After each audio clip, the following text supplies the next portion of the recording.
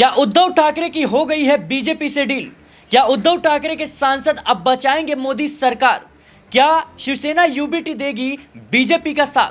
दर्शकों, संजय राउत ने एक बड़ा दावा कर दिया है। इस दावे के बाद अब कांग्रेस पार्टी सोचने को मजबूर हो गई है। शरद पवार सोच में पड़ गई हैं कि आखिर उद्धव ठाकरे किसके साथ हैं, क्योंकि संजय राउत ने कहा कि चंद्रकांत पाटिल जो कि बीजेपी के दिग्गज नेता है और उद्धव ठाकरे के बीच एक मुलाकात हुई है। इस मुलाकात के बाद उन्होंने कहा कि कई ऐसे बीजेपी के नेता हैं, शिवसेना यूबीटी के नेता हैं जो चाहते हैं कि एक बार फिर से उद्धव ठाकरे की शिवसेना यूबीटी और भारतीय जनता पार्टी के साथ गठबंधन हो। और कहीं ना कहीं देखा जाए तो एक तरफ जहां नीतीश कुमार को लेकर भारतीय जनता पार्टी फंसी हुई है कि नीतीश कुमार जाते हैं तो मोदी सरकार जो कि केंद्र में है वो डगमगाती हुई नजर आएगी, तो वहीं दूसरी तरफ माना जा रहा है कि इस सरकार को बचाने के लिए भारतीय जनता पार्टी ने उद्धव ठाकरे से गठबंधन करने का फैसला कर लिया है। और जाहिर सी बात है कि कहीं ना कहीं महाराष्ट्र में बीएमसी की भी चुनाव है और ऐसे में जिस तरीके से उद्धव ठाकरे कह सकते हैं कि शरद पवार से दूरी बना रहे हैं, राहुल गांधी से दूरी बना रहे हैं,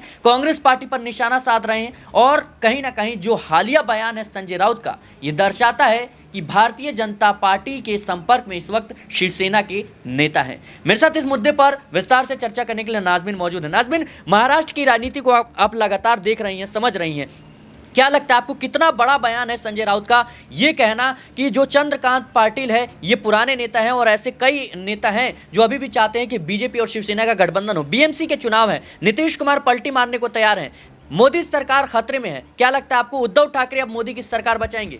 देखिए, अगर हम संजय राउत के बयान की बात करें सिराज, तो संजय राउत के ये बयान सिर्फ पहली बार नहीं आए हैं। कई ऐसे बयान संजय राउत ने दिया है या कहें कि उद्धव ठाकरे की भूमिका को वो अदा कर रहे हैं कि उद्धव ठाकरे क्या फैसला लेने वाले हैं, उद्धव ठाकरे का अगला कदम क्या होगा, वो तय संजय राउत करेंगे। और संजय राउत मीडिया के सामने आकर वो बखान भी करेंगे। और संजय राउत का ये कह देना कि बीजेपी के कुछ नेता और उद्धव ठाकरे के कुछ नेता चाहते हैं कि फिर से इन पार्टियों का विलय हो जाए, फिर से ये पार्टियां गठबंधन में आ जाएं, यानी कि वो चाहते हैं कि ये गठबंधन तो हुआ था बीजेपी और शिवसेना यूबीटी का, लेकिन ये गठबंधन ज्यादा दिनों तक टिक नहीं पाया था। लेकिन ये गठबंधन अब दोबारा करने की कवायद किस आधार पर तेज हो सकती है, ये एकनाथ शिंदे की नाराजगी से अंदाजा लगाया जा सकता है, या अजीत पवार के दिल्ली में अकेले चुनावी मैदान में उतरने से लगाया जा सकता है कि बीजेपी का सहयोग खुद एकनाथ शिंदे और अजीत पवार नहीं चाहते हैं। मजबूरन एकनाथ शिंदे उप मुख्यमंत्री, अजीत पवार उप मुख्यमंत्री बन गए।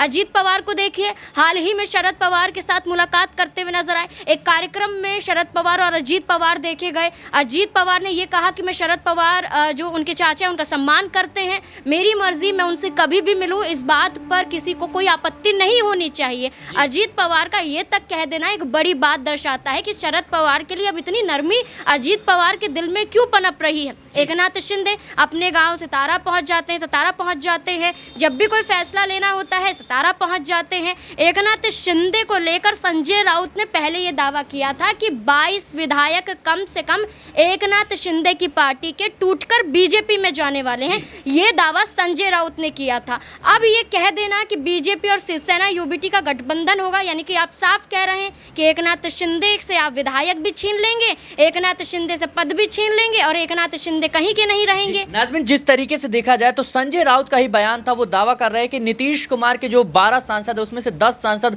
भारतीय जनता पार्टी के संपर्क में है, नीतीश कुमार की पार्टी तोड़ने की तैयारी चल रही है। और कहीं ना कहीं उद्धव ठाकरे की शिवसेना के साथ क्या हश्र हुआ, हम सब ने देखा। एकनाथ शिंदे पार्टी तोड़ देते हैं, भारतीय जनता पार्टी को समर्थन दे देते हैं, लेकिन ऐसे में क्या अब जो उद्धव ठाकरे हैं अपने विधायकों के साथ, अपने सांसदों के साथ भारतीय जनता पार्टी को समर्थन देंगे? क्योंकि देखा जाए तो जब महाराष्ट्र में बीजेपी कह सकते हैं कि बहुमत में ना आकर मजबूत स्थिति में आई, उस वक्त भी लगातार उद्धव ठाकरे कह रहे थे कि जो सीएम होना चाहिए बीजेपी का होना चाहिए। देवेंद्र फडणवीस के साथ उनकी मुलाकात भी होती है। और अब जिस तरीके से नरमी बरती जा रही है भारतीय जनता पार्टी के प्रति, संजय राउत का हो, उद्धव ठाकरे का हो, क्या लगता है आपको कि कहीं ना कहीं डील फाइनल हो चुकी है? देखिए, संजय राउत को लेकर अगर हम कहें तो आपने जो शुरुआत में कहा था कि अब वो उनके तेवर हैं वो नरम पड़ गए हैं, बीजेपी के लिए सॉफ्ट कॉर्नर उनका नजर आ रहा है। ये दर्शाया जा रहा है कि संजय राउत का ये बयान कि नीतीश कुमार को झटका लगेगा, एकनाथ शिंदे को झटका लगेगा। यानी कि आप साफ तौर पर कह रहे हैं कि आप बीजेपी के साथ जाना चाहते हैं और उद्धव ठाकरे बीजेपी को बचाने के लिए बड़ी भूमिका निभाते हुए नजर आएंगे।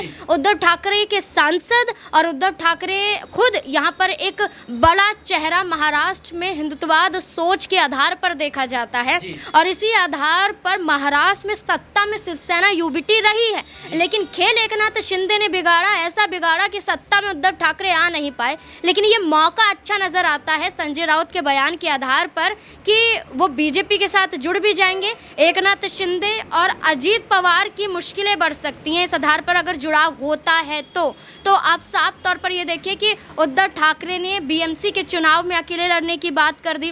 राहुल गांधी के हर उन बयानों से दूरी बना ली जिसमें महात्मा गांधी, वीर सावरकर, तमाम ऐसे मुद्दों को लेकर संसद के अंदर राहुल गांधी बयान देते हुए नजर आए थे। तब आदित्य ठाकरे ने ये कहा था कि आप एक ही चेहरे के पीछे क्यों पड़े हुए हैं।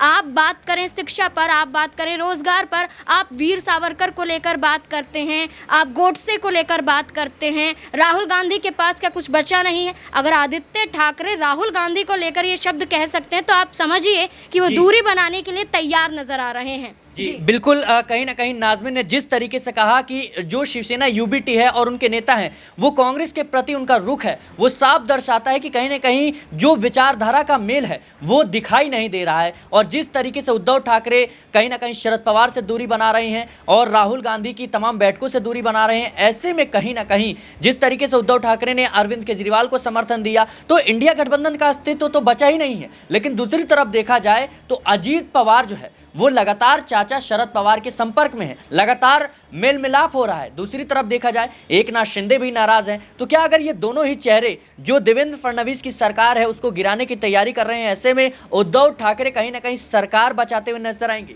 देखिए, उद्धव ठाकरे तो वाकई यहाँ पर नजर आ सकते हैं। जैसे कि ये कहा जा रहा था कि नीतीश कुमार हैं, नीतीश कुमार के पास जो सांसद है उन्हें तोड़ने की कोशिश बीजेपी कर रही है। इसमें ललन सिंह, संजय झा जैसे चेहरों का नाम आ जाता है।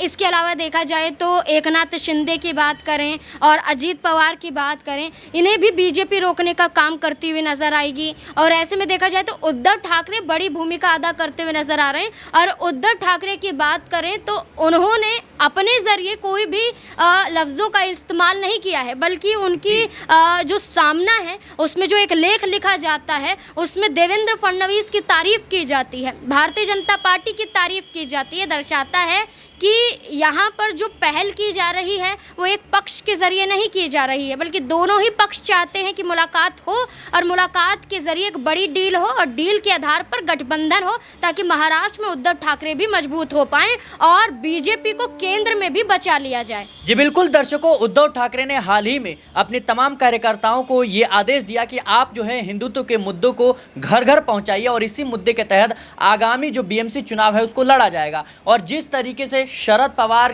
के संपर्क में अजीत पवार हैं, एकनाथ शिंदे बीजेपी से नाराज हैं, ऐसे में माना जा रहा है कि उद्धव ठाकरे का साथ भारतीय जनता पार्टी किसी भी कीमत पर चाहती है। क्योंकि देखा जाए उद्धव ठाकरे आते हैं तो उनके सांसद केंद्र में कह सकते हैं मोदी सरकार का साथ देंगे, विधायक जो हैं वो देवेंद्र फडणवीस का साथ देंगे और भारतीय जनता पार्टी को उतने विधायक चाहिए ही नहीं कि अजीत पवार हो या फिर कह सकते हैं कि एकनाथ शिंदे हो, इनके जाने से सरकार गिर जाए। क्योंकि अगर उद्धव ठाकरे आ जाते हैं तो जाहिर सी बात है भारतीय जनता पार्टी जो है सरकार बनाती हुई नजर आएगी और सरकार को बचाती हुई भी नजर आएगी। फिलहाल इस मुद्दे को लेकर आपकी क्या राय है हमें कमेंट बॉक्स में जरूर बताएं। देश और दुनिया की तमाम खबरों के लिए बने रहे नेक्स्ट 9 न्यूज़ के साथ।